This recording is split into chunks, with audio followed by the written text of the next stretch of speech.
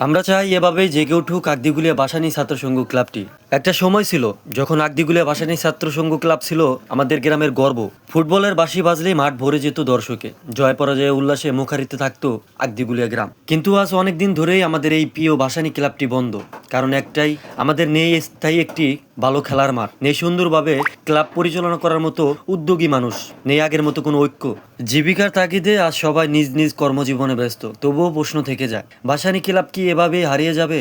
আগামী প্রজন্ম কিভাবে জানবে এই ভাসানী ক্লাব একসময় নাগরপুর উপজেলার অন্যতম শক্তিশালী ফুটবল দল ছিল? কিভাবে জানবে এই ক্লাবের গৌরব, ইতিহাস আর অসংখ্য বিজয়ের গল্প? আজ মাঠ না থাকায় গ্রামের ছেলেরা আগদিগুলিয়া বাজারের পশ্চিম পাশে ফসলের জমিতে ফুটবল খেলতে বাধ্য হচ্ছে। এটা আমাদের গ্রামের জন্য সত্যি কষ্টের একটি বাস্তবতা।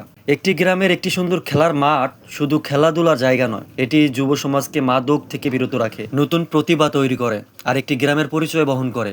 আসুন আমরা সবাই মিলে আবার নতুন করে স্বপ্ন দেখি, আবার জেগে উঠুক আগদিগুলিয়া ভাসানী ছাত্র সংঘ ক্লাব, আবার ফিরুক সেই প্রাঞ্চলন্য মুখরিত আমাদের এই প্রিয় আগদিগুলিয়া গ্রাম। গ্রামবাসীর কাছে একটি চাওয়া, আমাদের সুন্দর একটি খেলার মাঠ ব্যবস্থা করে দিন, ভবিষ্যৎ প্রজন্মের জন্য একটি খেলার মাঠ তৈরি করে দিন। কারণ এই আগদিগুলিয়া গ্রামই আমাদের গর্বের। ভিডিও চিত্র আগদিগুলিয়া, নাগরপুর, টাঙ্গাইল।